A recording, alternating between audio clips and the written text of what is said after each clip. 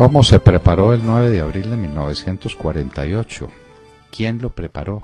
¿Y con qué objetivo se hizo lo que se hizo ese día amargo en el que asesinaron a Jorge Eliezer Gaitán y en el que el pueblo enfurecido incendió la ciudad de Bogotá, cometió toda clase de saqueos, teniendo como objetivo, claro, el Palacio de los Presidentes, para derrocar al presidente o para asesinarlo? Muy posiblemente lo segundo. Era un plan diabólico contra Colombia, era un plan gigantesco contra Colombia. Hay algunos que quieren vender la idea de un 9 de abril espontáneo. Un loco, un señor Roa Sierra, un pobre diablo, se le acercó al doctor Gaitán y le metió unos tiros. Y el pueblo enfurecido, espontáneamente, sin tener líderes, sin que eso obedeciera a un plan preconcebido, salió a la calle a gritar y a incendiar y se emborrachó y aquello fue la locura y casi no se restablece el orden. No, señor. El 9 de abril no fue una reacción espontánea a un crimen atroz que cometió un desconocido contra Jorge Eliezer Gaitán, un pobre diablo, un Roa Sierra, un desempleado y desesperado.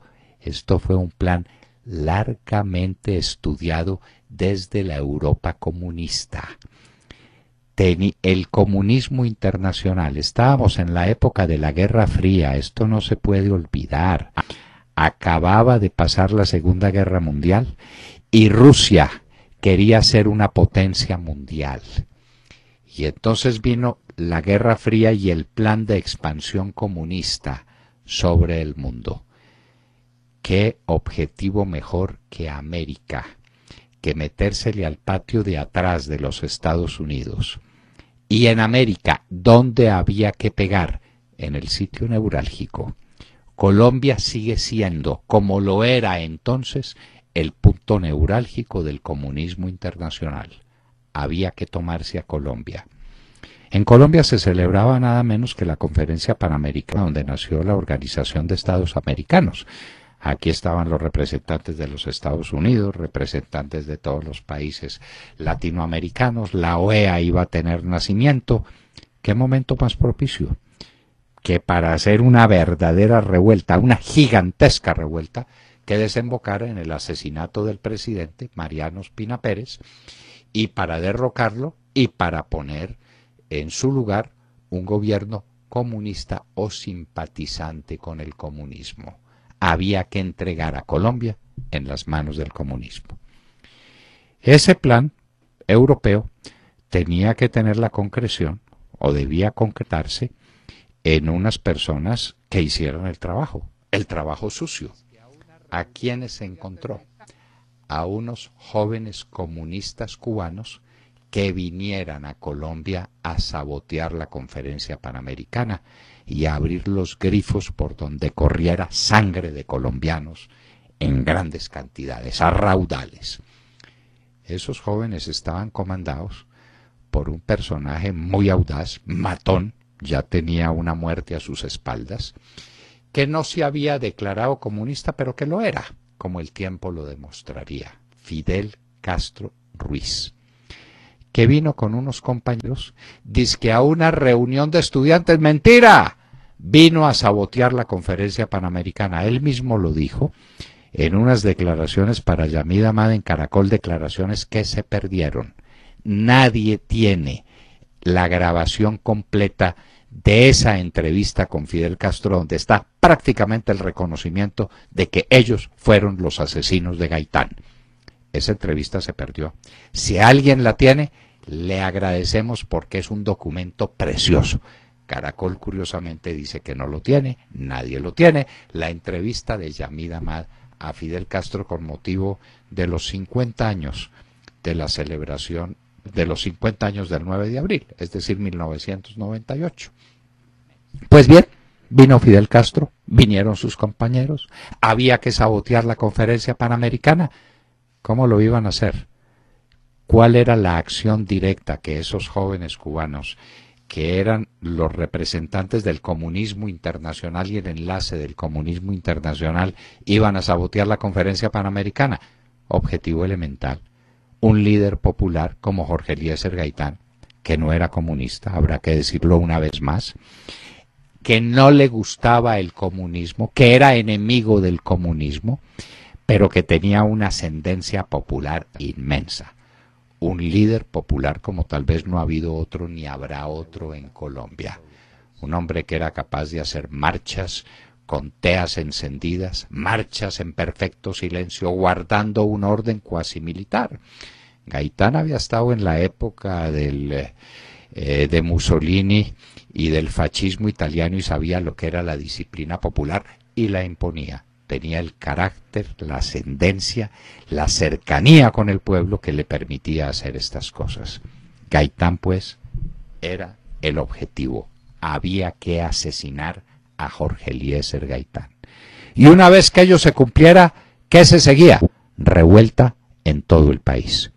La revuelta popular estalló en Colombia, pero estalló en todas partes. Inclusive en Barranquilla se equivocaron y la empezaron una hora antes. Una de las pruebas contundentes de que se trataba de un plan bien articulado para destruir la nación y entregarla en manos del comunismo internacional. A eso vino Fidel Castro. Y por eso, como él cuenta que estaba exactamente en el sitio donde mataron a Gaitán, qué curioso, ¿no? Vienen desde Cuba, están en Cuba, van a sabotear la conferencia panamericana, la sabotean efectivamente con los hechos trágicos del 9 de abril y el mismo Fidel Castro cuenta que él estaba ahí. Dijo que había pasado una calle que no tenía número, sino que tenía el nombre de un señor que había dejado una iglesia colonial atrás, la iglesia de San Francisco, pasa la calle y cuando pasa la calle oye los disparos. Estaba en el sitio donde asesinaron a Gaitán. Fidel Castro mató a Jorge Eliezer Gaitán. Y estalló la revuelta en toda Colombia al mismo tiempo. ¿Cómo podía Bogotá defenderse de semejante rebelión como la que se armó en las calles? Necesitaba tropa. La tropa no podía llegar. Estaba ocupada en toda la nación porque simultáneamente empezaron las revueltas en todas las ciudades de Colombia y en todos los pueblos de Colombia. ¿Qué salvó a Bogotá? ¿Qué salvó al país? Primero el coraje, el valor de Mariano Ospina Pérez, que dijo: no me entrego. Más vale un presidente muerto que un presidente fugitivo. Aquí estoy. Y me defiendo con estos reclutas que están acá hasta cuando ya no se pueda más. Y me hago matar por la democracia colombiana, por la libertad, por la lucha contra el comunismo, por los valores en los que yo creo. Eso por una parte. Y por la otra, que finalmente José María Villarreal, desde Boyacá, logró mandar tropas y él, al comando de un grupo de ciudadanos conservadores, le hacía frente a la revolución comunista que había estallado en Tunja como estalló en todo el país. Llegaron las tropas de Tunja, restablecieron el orden en medio de aquel caos, en medio de aquella mortandad, en medio de aquella tragedia dantesca que fue el 9 de abril de 1948. Colombia se salvó, pero Colombia tuvo que pagar 5 años de odio terrible entre los dos partidos que se acusaron siempre del 9 de abril del 48 sin advertir que estaban siendo las víctimas de un complot trazado desde Rusia, ejecutado desde Europa Oriental, que hizo el enlace con Fidel Castro, el asesino de Gaitán, con un grupo de cubanos que vinieron a sabotear la conferencia panamericana y que la sabotearon y que se encontraron con la resistencia heroica e inopinada de Mariano Ospina Pérez y que se encontraron después con que el país logró reaccionar. Pero eso nos costó 5 años de violencia, 300.000 muertos. Colombia era el primer objetivo del comunismo internacional que fracasó. Después, el comunismo tendría éxito con la revolución cubana del mismo Fidel Castro que había asesinado a Gaitán, que logró entrar victorioso después de su tiempo de combates en la Sierra Maestra y del apoyo inaudito del gobierno de los Estados Unidos a su causa, sin darse cuenta a quién estaban apoyando, pero esa es otra historia. Hoy contábamos estas atingencias del 9 de abril de 1948, donde Colombia se libró de ser la primera Cuba, el primer país de América esclavizado por el comunismo internacional.